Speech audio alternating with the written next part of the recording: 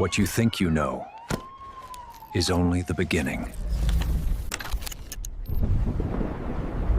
Meredith Kercher, a British exchange student in Italy, was murdered in 2007 in a case involving her roommate Amanda Knox. The trial attracted global attention due to conflicting evidence and appeals. On November 1, 2007, in the medieval town of Perugia, Italy, Meredith Kercher, a 21-year-old British exchange student, was found dead in her shared apartment on Via della Pergola. Her throat slashed, her body lay in her locked bedroom, blood staining the floor. A vibrant young woman studying at the University for Foreigners, Meredith's brutal murder shattered the idyllic charm of Perugia and drew the world's gaze to a tragedy that would haunt Europe. Perugia, nestled in Umbria's hills, was a haven for international students in 2007. Its cobblestone streets buzzed with cafes, bars, and youthful energy. Via della Pergola, a quiet lane near the university, housed students in rustic apartments.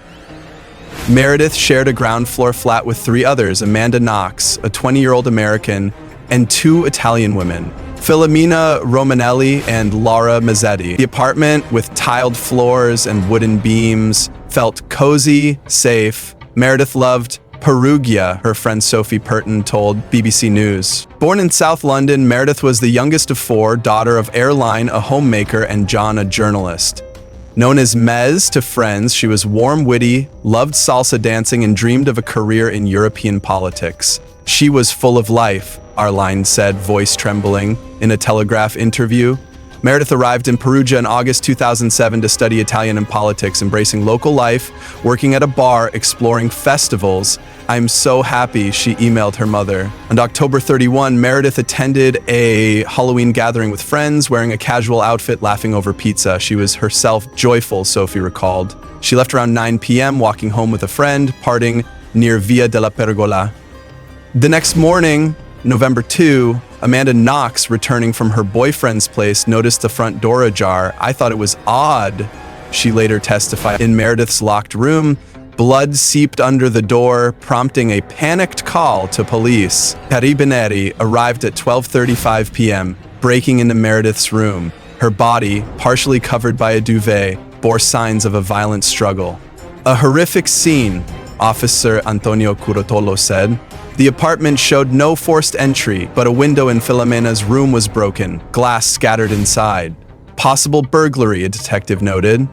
Arlene, notified by consulate officials, flew to Perugia. "My baby," she wept, clutching Meredith's scarf. Perugia's tight-knit student community recoiled. "Meredith was so kind," a classmate told La Repubblica, pinning her photo on a university board. Flyers reading "Ci ha visto Meredith" blanketed the town. A vigil in Piazza 4 Novembre drew hundreds, candles glowing under gray skies. "She was our sister," Sophie said, tearful. British and Italian media descended, headlines blaring, "British student murdered in Italy." Online forums buzzed with shock, fear. The apartment, cordoned off, became a puzzle. No fingerprints on the missing murder weapon, a kitchen knife. Meredith's phone, last active at 10:13 p.m., was found in a nearby garden alongside another phone, both discarded. "Why two?" Curotolo asked. Her purse, with cash, remained untouched. "Not a robbery," he said. Amanda, questioned, said she was at her boyfriend Raffaele Solicito's apartment. "I saw nothing," she said, visibly shaken. Arlene arrived November 4th, staying in a hotel, clutching Meredith's journal filled with sketches of Perugia. She felt at home, she told reporters. The town, usually vibrant post-Halloween, turned somber. "This isn't Perugia," a cafe owner told The Guardian. Students avoided dark streets, whispering about danger. Meredith was cautious, Sophie posted on Facebook, gaining thousands of likes. The locked room, the broken window, baffled investigators. Police interviewed Meredith's circle. She had no known enemies, enjoyed her studies, dated casually. She was happy, a bar colleague said. A student recalled a man lingering near Meredith at a bar, but no clear description. "Just a hunch," he said. Amanda's demeanor, nervous yet cooperative, drew scrutiny. "She's in shock," Raffaele said, defending her. Arlene, numb, visited the apartment praying, Who hurt you? She whispered. Perugia's allure dimmed. The university faced questions about student safety. No street cameras? A dean admitted. Meredith's routine, classes, bar shifts, evening walks, seemed harmless until now. She trusted this town, Arlene said. Carabinieri, under global pressure, promised answers. We'll solve this, Curatolo said. Via della Pergola, its stones silent, held a secret, setting the stage for a case that would divide the world. As Meredith Kercher's murder stunned Perugia, a desperate search for her killer began. By November 3, 2007, Arlene Kercher, Meredith's mother, stood in Perugia's main square holding a photo of her daughter. Please, find who did this, she said, voice cracking. Students, locals, and British expatriates rallied, distributing flyers across Umbria. Carabinieri, led by Officer Antonio Curatolo, launched an intensive manhunt, but the crime's locked-room nature offered no easy answers. Perugia's ancient streets turned ominous, hiding a murderer. University students scoured Via della Pergola's alleys. Meredith walked here, Sophie Purton said, checking doorways, showing her photo to shopkeepers. She was at the bar Wednesday, a waiter said, offering no leads. Carabinieri sealed the apartment, collecting fingerprints. DNA samples were meticulous, Curatolo said. But the broken window in Filomena's room with glass inside raised doubts. Stage, maybe, a forensic officer suggested, deepening the mystery. Police reviewed sparse CCTV from nearby Piazza Grimana. Maranta passed at 9:15 p.m., Curatolo said, alone, heading home. No cameras covered Via della Pergola, a blind spot locals lamented. This town's behind, a baker said. Officers canvassed neighbors, one reporting a scream around 11 p.m. I thought it was kids, she said, unsure. Halloween festivities drowned out clues, leaving police grasping at shadow. We need more, Curatolo said. The community mobilized online. A Justice for Meredith Facebook group grew to 15,000 members by November 6th. Meredith Kercher trended, vigils shared globally. RAI News broadcast Arline's plea, showing Meredith's smile. Her light shines, Arline said. British students marched through Perugia, demanding answers. Catch the monster, a banner read. Media vans clogged streets, reporters hounding students. Was it random? Sky News asked Sophie. I don't know, she replied, shaken. Carabinieri deployed sniffer dogs, tracing Meredith's scent to her room, nowhere else. No trail outside, a handler said. They searched nearby fields, hoping to find the knife. Nothing yet, Curatolo said, frustrated. British tabloids criticized Italy's pace, enraging locals. They don't understand, a priest told Corriere della Sera. Arlene, caught in the crossfire, urged focus. It's about Meredith, she said, handing out flyers at her daughter's bar. Police questioned roommates. Amanda Knox said she was at Raffaele Sollecito's apartment, returning at noon. The door was open, she said. Raffaele confirmed, but neighbors saw lights in the apartment at midnight. Someone was there, Curatolo noted. Filomena and Lara, away for the holiday, were devastated. Our home, Filomena said, staring at police tape. Amanda's nervous answers, shifting details, drew attention. She's hiding something, a detective whispered. Challenges piled up. November rains washed potential evidence, muddying Perugia's hills. Weather's our enemy, Curatolo said. Locals, wary of police, shared little. We handle our own, a vendor said. Tensions between British and Italian media flared, complicating cooperation. They sensationalize, La Repubblica wrote. Arlene, tireless, met Amanda, seeking truth. What happened? She asked. Amanda, teary, said, I wish I knew. Police chased early leads. A bar patron reported a man eyeing Meredith at La Chic, but CCTV was inconclusive. Just a shadow, Curatolo said. Meredith's phones, found in a garden, were traced, one receiving a call at 10:13 p.m. Why discarded? Arlene asked, holding the cracked devices. No prints, only Meredith's DNA. Killer's smart, Curatolo said, ordering phone record analysis, hoping for a break. Perugia's students felt fear. Meredith was safe, like us, a classmate said, locking doors. Vigils continued, flowers piling at Via della Pergola. For Mez, a note read. Arlene, in a hostel, retraced Meredith's paths, clutching her scarf. "I feel her," she said. Locals brought food, prayed. "She was ours," a nun said. But dread lingered, a killer walking free. Tips flooded in, Meredith seen arguing, a stranger near her apartment. "All unverified," Caratolo said, exhausted. A local claimed seeing a man flee the street at 11:30 p.m., but no description. "We're stuck," he admitted. By November 12, searches slowed. "No solid leads," Caratolo said. Students drained returned to classes. "We tried," Sophie said, voice low. Arlene, alone, taped flyers, rain smudging Meredith's face. "Perugia's magic faded. This isn't our town," a shopkeeper said at a mass for Meredith. Arlene, unyielding, told BBC, "Someone saw something. The world, from London to Rome, watched a mother's fight. Via della Pergola, silent under drizzle, guarded its truth, a murder unsolved, a community scarred." With Meredith Kercher's killer still free, Perugia's Carabinieri intensified their probe. By mid-November 2007, Officer Antonio Caratolo led a 20-officer team determined to crack the case. "This was personal," he said, studying blood-stained photos. The Via della Pergola apartment, a sealed crime scene, held fragments of truth. From DNA to a staged break-in, police pieced together evidence, pointing to an unlikely trio, turning a quiet town into a global spectacle. Police re-examined the apartment. Meredith's room showed a violent struggle, blood on walls, floor. "She fought hard," Caratolo said. The broken window in Filomena's room, glass inside, suggested fakery. "Not a burglary," a forensic tech confirmed. A 12-inch kitchen knife found in Raffaele Sollecito's apartment matched Meredith's wounds. "The murder weapon," Caratolo said, bearing Meredith's DNA on the blade. "Amanda Knox is on the handle. They didn't clean it well," he noted. CCTV from Piazza Grimana captured Meredith at 9:15 p.m. alone. A shadowy figure appeared at 11 p.m., unidentifiable. "We need clarity," Caratolo said.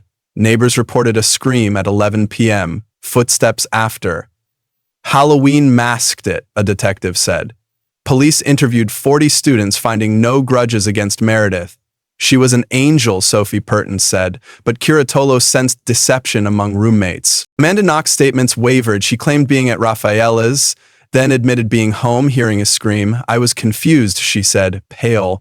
Her phone records showed texts to Patrick Lumumba, a bar owner, at 10 p.m. "See you later," she wrote. Odd, for a night she claimed away. Raffaele's alibi, matching Amanda's, crumbled when his computer showed activity at 9:30 p.m., not sleep. "They're lying," Caratolo said, focusing on the couple. Forensics yielded breakthroughs. DNA under Meredith's nails matched an unknown male, later linked to Rudy Guede, a 20-year-old drifter. "He was there," a text said. Guede's fingerprint, in blood, marked Filomena's room. A bloody shoe print, size 7, matched Guede's sneakers. "He's key," Caratolo said, but Amanda's DNA on the knife, Raffaele's on Meredith's bra clasp, tied them too. "Multiple attackers," he concluded. Police tracked Quaid, known for petty thefts, spotted near Via della Pergola. "He knew the girls," a neighbor said, recalling him at parties. On November 20, Quaid was arrested in Germany, extradited to Italy. "I was there but didn't kill," he said, claiming he fled after a struggle. His DNA in Meredith's body contradicted his story. "He's guilty," Caratolo said, but Guede implicated Amanda, Raffaella. The Raffacanoi questioned Lumumba, Amanda's boss, after she named him. "She lied," Lumumba said, proving he was at his bar. Released, he sued Amanda for slander. "Why accuse him?" Caratolo asked, suspecting deflection. Amanda retracted, citing pressure. "I was scared," she said, but her shifting tales, home, not home, eroded trust. Raffaele, silent, offered no defense. "They're in deep," a sergeant said. The community grappled with shock. "Amanda? Raffaele?" Sophie whispered at a vigil. Arlene, devastated, confronted Amanda's family. "What did she do?" she asked, voice raw. Perugia's students split, some defending Amanda. "She's no killer," a classmate said. Others saw guilt. Meredith Kercher posts accused the trio, media amplifying. American? Italian police face global scrutiny. Italy's sloppy, the Times wrote, citing rushed interrogations. Curatolo defended his team. "We follow evidence," he said. Guede's DNA, undeniable, anchored the case. But Amanda and Raffaele's involvement, less clear, fueled debate. "The knife ties them," a forensic expert said, though defense later claimed contamination. Arlene, sleepless, prayed at Meredith's apartment. "Show us," she whispered. On November 6, Amanda and Raffaele were arrested, charged with murder alongside Guede. "We're innocent," Amanda sobbed. "Evidence, DNA, lies, the knife painted a grim picture. They planned it," Curatolo said, though motive remained murky. Drugs, jealousy, a game gone wrong. Perugia, under a media siege, braced for revelations, its ancient walls bearing witness to a crime that defied logic. By November 2007, Perugia's Carabinieri zeroed in on 3 suspects in Meredith Kercher's murder. Rudy Guade, 20, a drifter; Amanda Knox, 20, her roommate; and Raffaele Solicito, 23, Knox's boyfriend. Officer Antonio Curatolo, leading the case, arrested them within weeks, driven by DNA and lies.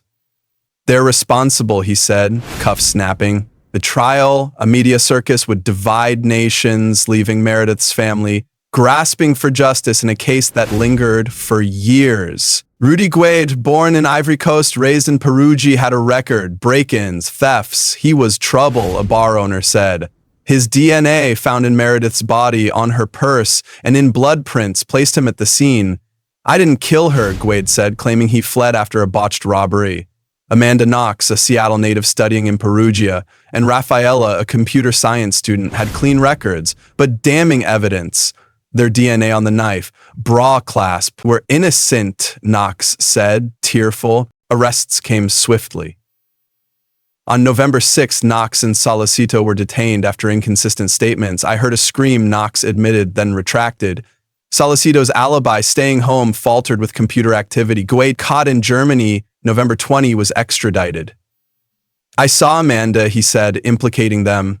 Evidence piled: Guade's shoe print, Knox's fingerprint on a glass, Solicito's DNA. "They acted together," Curatolo said, charging all with murder. Knox's behavior, calm then erratic, drew suspicion. "She accused me," Patrick Lumumba said, cleared by alibis. Knox claimed coercion. "Police scared me," she said. Solicito, quiet, offered no defense. Guede's story shifted. Consensual encounter, then attack by unknowns. "He's lying," Curatolo said, noting Guede's DNA contradicted innocence. Perugia's community reeled. "Our students?" a professor asked, stunned. Media labeled Knox Foxy Knoxy, Guede a drifter, Solicito a lover. Arlene Kercher, Meredith's mother, felt rage. "They stole her," she told BBC, clutching Meredith's photo. Perugia split. Some saw Knox framed, others saw guilt. Meredith Kercher posts surged, accusing all 3. British media vilified Knox. Italian press targeted Guade. "A perfect storm," La Repubblica wrote. Students avoided Via della Pergola, fearing betrayal. Meredith trusted them, Sophie said, lighting a candle. The trial opened January 2009 in Perugia's Corte d'Assise, charged with murder, sexual assault. Prosecutors argued a group attack, possibly drug-fueled. "The knife tells all," he said, showing DNA. Guede's defense claimed he was a bystander.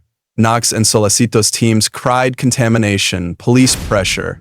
"No motive," Knox lawyer said. Knox on the stand sobbed, "I'm no killer." Guede, defiant, said, "I ran." Courtroom tension soared. DNA solid, Curatolo testified, though defense experts disputed collection methods. "Sloppy lab," they said. Solicito, pale, claimed, "I loved Meredith like a friend." Jurors faced weeks of evidence, blood patterns, phone logs, lies. On December 4, 2009, all were convicted. Guede, 16 years. 2009, Knox, 26 years. Solicito, 25. "Justice," Arline whispered, courtroom erupting. "We're innocent." Knox screamed, led away. Appeals fractured the case. Guede's sentence held, but in 2011, Knox and Solicito were acquitted. DNA evidence deemed unreliable. "I'm going home," Knox said, flying to Seattle. Perugia raged, locals crying foul. "She escaped," a shopkeeper said. In 2013, Italy's Supreme Court ordered a retrial. In 2015, both were acquitted again. "It's over," Solicito said. Guede, paroled in 2021, stayed silent. He knows, Kiratolo said, retired. If you're passionate about shocking crimes and secrets that have never been revealed, follow 24H Crimes Archives. We tell the stories of the crimes and you are the one uncovering the truth. Stay with us because the truth always speaks.